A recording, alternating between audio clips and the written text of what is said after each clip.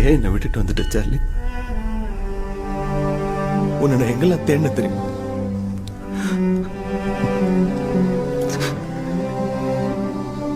எனக்கு பிடிச்சவங்க எல்லாரையும் நான் இழந்துட்டேன்.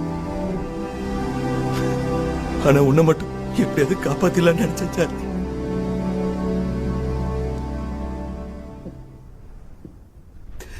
எனக்கு ரொம்ப வலிக்குது சார்லி. எனக்கு என்ன பண்றதுன்னு கூட தெரியல. என்னால முடிஞ்ச வரைக்கும் நான் ட்ரை பண்ணி பார்த்துட்டேன். டாக்டர், கடவுள், ஆனாலும் என்னால உன்னை காப்பாற்ற முடியல சார்.